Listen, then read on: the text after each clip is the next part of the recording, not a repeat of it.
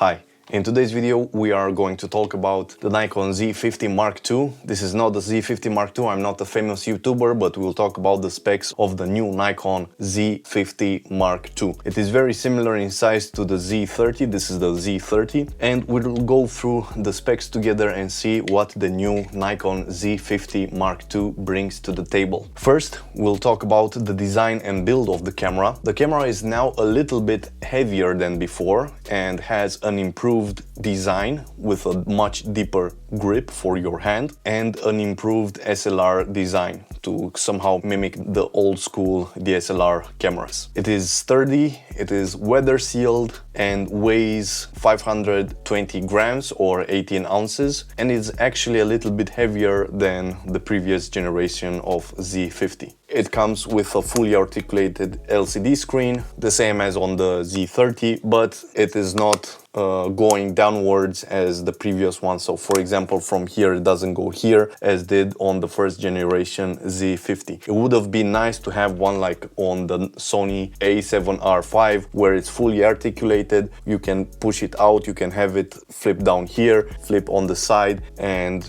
basically on on whichever direction you want. But I understand this is some kind of limitation. It's pretty hard to build a system like that and also have it very reliable. But yeah, if Sony did it, why not Nikon? What are you waiting for? And also the camera has a pop-up flash. So the flash, you have to manually pop it up. It's mounted here on this area. You take a photo and then push it back down if you don't want to use it anymore. And this model doesn't have any AF joystick like you have on the Z6, for example. But I personally don't feel the need of the autofocus joystick. Maybe the pros found some use cases for it in wildlife photography, but this Z30 doesn't have it. My Z6 has it. I'm filming now with my Z6 camera, but I don't have any special need to, like a must-have for that joystick. So especially on the Z6, in my opinion, the actions for the autofocus joystick are pretty limited, so I don't really use it and I don't really need it, so to say, on this camera, and neither on the Z50 if I were to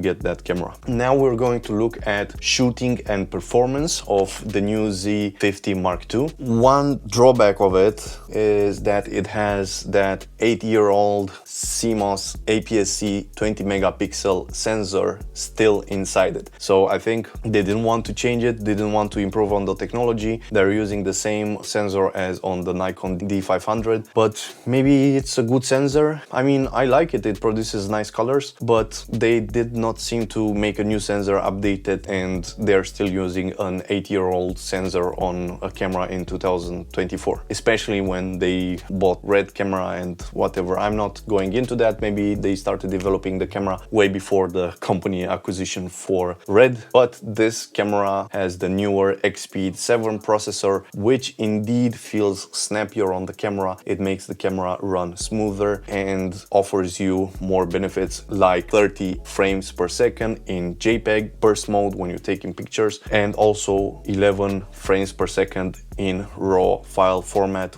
using the mechanical shutter, which is pretty impressive for an entry-level camera to have this high of a shutter burst speed, which is very nice. It also has a pre-capture mode, so the image is constantly buffering, and when you take a photo you also have some pre-photos you can set it up in the camera. So for example, 1 second before you press the shutter, so you cannot you should not miss your important moments if you are looking for a critical shot like in sports or whatever you are trying to shoot with the camera. So this is very impressive in my opinion. It has newer AF technologies, newer autofocus with 3D tracking, subject detection for people, for animals, vehicles, and more. And this is pretty useful because on the Z50, I remember the normal Z50, you only have, like on the Z6, only face recognition in video mode. It doesn't even focus on the eyes, so this camera is only focusing on my face. It doesn't track the eyes, just the profile of my face. It doesn't make that huge difference, but it's nice to have it a little bit more precise on the eyes and not on the face. It also has something very interesting, product review mode. So if I push the camera like this in front of the camera, not the camera but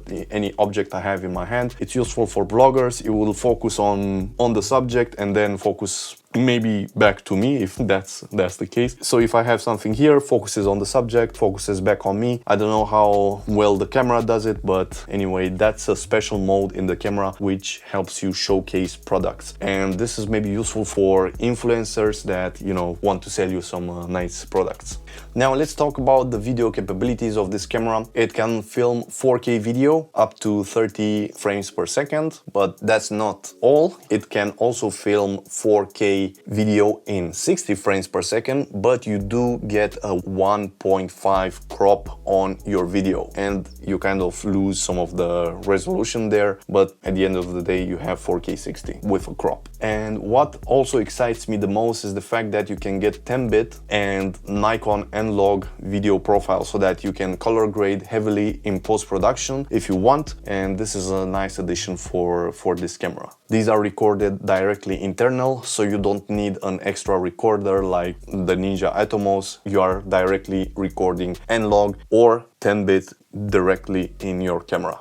Nikon has also improved the video interface with touchscreen adjustments, waveforms, and tally lamp. So you can see when you're recording yourself. Here on the Z30 already has a tally lamp. Let me show you. If I'm recording, it will show me a tally lamp. This is the tally lamp. Now they integrated one in the Z50 II as well, which is nice to have, to be honest, to see when you're recording. Also lets you disable it if you want, if you don't need a tally lamp. And it also includes a microphone and also a headphone jack. So here on the side, I cannot show you here, but on the Z30 I only have the microphone jack here, and on the Z50 Mark II you also have a headphone jack.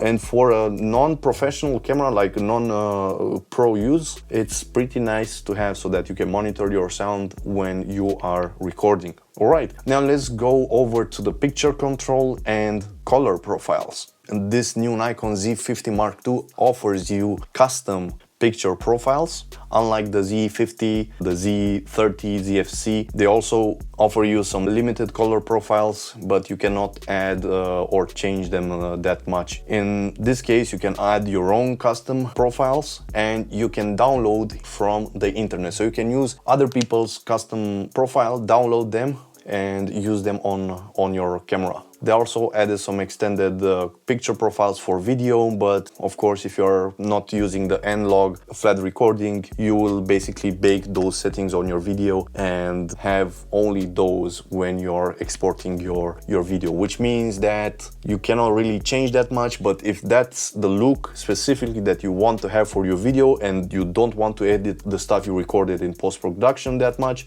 by all means you are given a lot of flexibility in that sense. But remember, they are baked in. If you use them, you cannot modify them later. Right, so let's move on to battery and storage. So the camera has a new EN-EL25A battery, which is backwards compatible with the Z30, the Z50, old battery style. Let me look here at my battery. So you can use the batteries from Z30 and Z50, your old batteries, on the new camera, and they should be compatible, although the newer batteries have a slightly better life. Yeah, as I said, they're compatible with the older generation cameras, all the APS-C cameras, so all the older camera batteries can be used on your new Nikon Z50 Mark II. And about the card slot, about the storage, you can use only one SD card for your storage, which, yeah, could have been two, but don't forget this is an entry-level camera. But yeah, it's nice to have two for redundancy, but from what I've seen, even Nikon is still having this problem. The storage that you can use, even though you have redundant storage, you don't have parallel writing to them. So even though you have two SD cards, it's not writing to two SD cards at the same time. I think you have to manually copy them over or something like that. So it's not that good even if they had the dual storage. So they have to address this issue as well. Yeah, this is an entry-level camera, so I would not expect two SD card slots. Maybe if they wanted to market this as a prosumer grade APS-C camera, which would have been nice, to be honest, to have two SD cards, because this is already heavier than the Z50 Mark I, and it could have been a nice addition if they started to make this, to improve this anymore and make it like a tank. Yeah, so let's talk now about some limitation this camera has. The Nikon Z50 Mark II. It doesn't have any in-body image stabilization, which is kind of sad because the Sony 6400 has it. What is not that much of a deal breaker, because even though you would have had the chance to use some IBIS, being on a so small of a body, it would have not made much of a difference in my opinion if you had IBIS, because it's very hard to stabilize the image in a small body. But many camera lenses from the DX line have VR, so vibration reduction, built into them, and that helps a little. Not much, it's not the stablest thing ever, but if you really need it, yeah, you have this option with the lens that Nikon provides you from the DX line. The EVF is now a little bit brighter, but it's still basic, and the LCD resolution as well. They did not improve that much on the resolution itself, but they made it a little bit brighter. And this is not being improved upon compared to the newer Nikon models, where they do have increased the resolution for both LCD and for the electronic viewfinder. And the last limitation is the fact that you have a very limited lens selection. The lens that you want to use for the camera are the Nikon DX lenses, which are in total 5 lenses that you can choose for your camera. I think you have the kit lens and then some other lenses. The one I recommend for low light is the 24mm f1.7 that I have on this camera, because it's small and makes the camera very portable. But maybe in the future Nikon will start making more DX lenses. You can use the adapter, but I'd suggest if you don't already have one and you don't already have some previous Nikon f-mount lenses, just wait and maybe buy some third-party lens for it. And watch out, because the third-party lens manufacturers usually don't have vibration reductions with the lenses that they provide. Let me show you. I have here a Viltrox 23mm f1.4. It's a nice lens. I used to shoot my videos with this one, but this lens doesn't have any vibration reduction, so this is, yeah, not the perfect lens unless you film yourself from a tripod, from a standing position. Yeah, so that's with the lenses. You have pretty limited options, and I hope that Nikon will start developing more in this direction. Yeah, so overall, the conclusion for the camera is priced at around $1,000, yeah, $960, and pretty much looks the same as this one, except that you have the EVF here, and I think it's a little bit heavier than this one. This is the Z30, as I mentioned. So this camera is aimed for beginners who want to grow without having simplified features. Basically, this allows you to enjoy the photography session in auto mode, let's say, but if you want to, expand your knowledge, learn more about photography, experiment, see how it's done in manual mode, and push the camera a little bit more, you can do it, and the camera can also follow up. It's not like I want to shoot birds, but the camera doesn't allow me. You have a nice burst mode, and you can experiment that as well, so you're not confined to a certain genre of photography, and say after 2 months after you've become a great photographer, you need to buy $2,000 camera just to keep up with your needs. Yeah, and basically the Nikon Z50 Mark II balances functionality and a user-friendly design together very well. It's a small camera, very portable, and it's aimed for people that want to start photography and have a very nice experience. Because it's a versatile camera, it's great for daily use and travel because of its size, ease of use. You can use it as a beginner, as an expert. I think that also more experienced people will just buy this camera because of its size. It's very small, portable, and offers you a lot of functionalities for the small package that it comes in. And it also counts as a nice hybrid camera because you can also shoot in 4K 60 and has some nice video features like the Nikon N-Log. I really regret that the Nikon Z30 doesn't have N-Log. The Z6 that is filming me right now doesn't have Nikon N-Log, but this Z6 can record to Nikon N-Log if I put a $1,000 setup on it and record on the Ninja Atomos 5. You can do that as well, but it would have been nice to have this internally like the Nikon Z50 Mark II has. So yeah, this has been the Nikon Z50 Mark II review.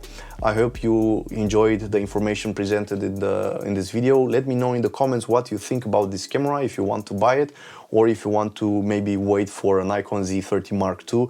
I would like personally that camera because it's a little bit more portable and smaller. Yeah, so give this video a thumbs up, subscribe to the channel for more interesting content, and if you want any of the accessories, or already made a video about the nice accessories for the Nikon Z30 here in my hand, you can find that in the video description. So yeah, catch you in the next video. Ciao.